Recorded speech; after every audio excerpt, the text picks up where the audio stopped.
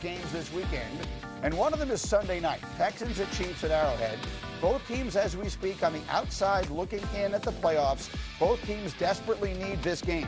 A dynasty hangs in the balance. The Chiefs, if they lose Sunday night, would have a 12% chance of making the playoffs. Meek, what is your reaction to that percentage? I believe that the Houston Texans are going to extinguish the Chiefs' playoff chances this season.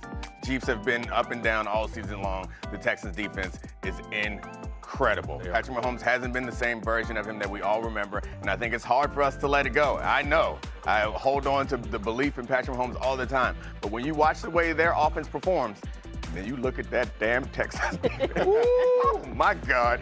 It's hard for me to imagine Patrick Mahomes being comfortable at all in that situation. There is no weakness on that defense. There's nowhere to attack. It's going to be a tough game for them, and especially if they have Stroud back. The offensive line isn't great, but they've been slightly better as of late. The Texans, that is. If they can score enough points, I think that they'll knock the Chiefs The off. most chilling thing about looking at the playoff picture or the standings right now is that the Chiefs aren't in 7th or 8th in the AFC, they're 10th in the AFC. Yeah. I mean, only 5 teams are worse than them in the AFC playoff picture right now. I would add this.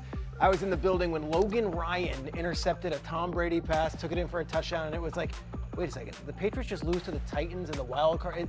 Is this really happening? Are they really out of the playoffs? That was in 2019. Will Anderson sacking Patrick Mahomes on a Sunday night on national television in early December, and you're like, time has run out. Like it might be over for the Chiefs this season, and it might happen in early December. What do you think, Kmart? You know what's interesting? We were talking about the Cowboys earlier, scariest team in the NFC. You could say that about the Texans, right? Like at this point in the season, this is when you want to be hitting your stride. And the Texans, their defense, it's the embodiment of DeMeco Ryans as a player. It finally seems like it's coming together.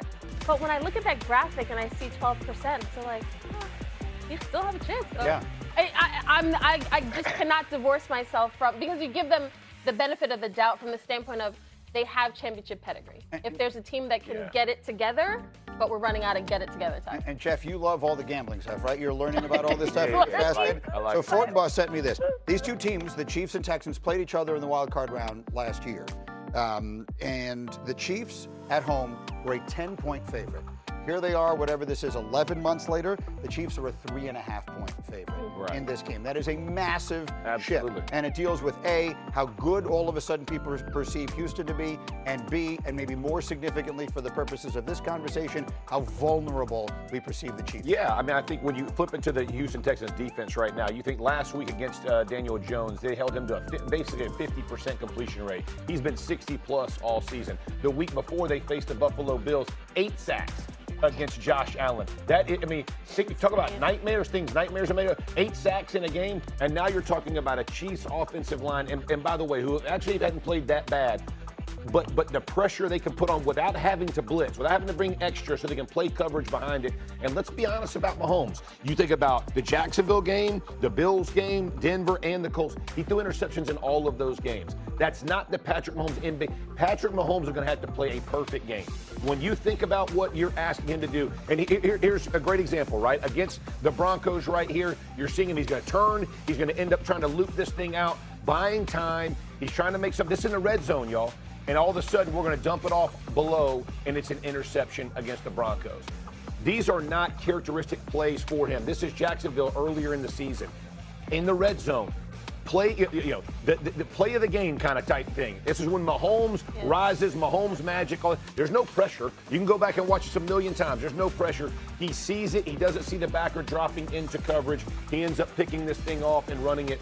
And the reason I'm saying that is perceived pressure matters in the NFL. It's not always about sacks and pressure. Perceived pressure to quarterbacks. It speeds up the timing in their head. And so he begins to let the ball go a split second late or a split second early. That's where turnovers happen, and that's what's happened this season. So I feel like what he's saying, and what a lot of people feel like they don't want to say because we admire him so much, Patrick Mahomes just hasn't been his usual brilliant self this year. He's been very good, but he's trending towards being maybe the greatest quarterback of all time. He hasn't been that this season. There are certain quarterbacks that you can't do certain things against, and Patrick Mahomes was one of those guys where it's like, we don't want to blitz him because he'll make us pay.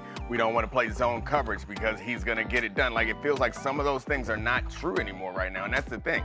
You saw that Broncos game. The Broncos have the personnel. The Texans have similar personnel that they can rush for and do a bunch of different complicated things in the back end to take away his top receiver. So, Peter, that's the right question on the screen.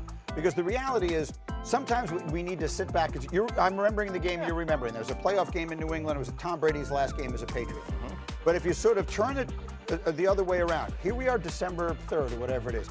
Could you see them getting red hot, winning all these games and going in with a head of steam? I could see that happen. Of course, Arrowhead at Tennessee, Arrowhead at Vegas. Those are 5 winnable games, of course. Yes. The truth of the matter is this. 2 weeks ago, I sat in this chair before they played Indianapolis, and everyone was saying the Colts were the best team. I said, I wouldn't bet against the Chiefs in late November against the Indianapolis Colts and Arrowhead. I don't feel that way against the Texans. The Texans defense is legit. Texans defense travels, and the Texans do have some playoff history. They've been there the last couple of years. They're not some neophyte team just walking into Arrowhead with the stars. They're like too bright. I feel like Sunday night the Texans can handle the Chiefs. They should, but they still have to walk into Arrowhead and prove that they can walk in there and beat the Chiefs on their home court. I like the Chiefs in this one, actually. Chiefs are a slim favorite, as we said. This same game was played 11 months ago. Texas Tech jumps to number 4. As it stands now, the SEC has 5 teams in the projected bracket. In last season's inaugural 12-team playoff, no conference got more than 4 teams. It is a pleasure to be joined now by our college football reporter, Heather Dinich. And Heather, what more can you tell us about how the committee settled on Ole Miss at number 6, despite Lane Kiffin dipping for LSU? Well, Selection Committee Chair Hunter Yurachek said that the group was aware that they were going to allow offensive coordinator Charlie Weiss Jr. to return to the team. They've got their offensive coordinator, they've got their defensive coordinator, who also happens to be the head coach, and they won the Egg Bowl. So when you take that, combined with the fact that the Aggies dropped, that's where they landed. All right, so let's run through some scenarios for this weekend's conference championship game using the All-State Playoff Predictor. This is a lot of fun, America. I do it. You can do it as well at home. So if Alabama and BYU lose, let's go ahead and scroll down and bring it up over here because we can do the projection. So Alabama is going to lose here, and then we go down to BYU. They end up losing the game. I want y'all to pay attention to one thing here. What happened to Notre Dame? An 85% chance to make the playoffs. Heather, this is what our computers say. Do you see it the same way for the committee? If Alabama loses, is that what we had? Alabama loses? If Alabama and BYU both win. Then Alabama wins and then Alabama loses and BYU loses, excuse me. Yeah, so if BYU loses, this gets really interesting for Notre Dame because with BYU losing, that takes a team out between Miami and Notre Dame. Yeah. That makes it very interesting for the selection committee because committee chair Hunter Yurachek said it's a lot easier to compare Miami and Notre Dame when they're sitting right next to each other. BYU is currently in the way. So do they flip? Do they honor that head-to-head on Selection Day when neither team is playing? That's the biggest question that I have with the BYU. All right, so let's flip that. Let's put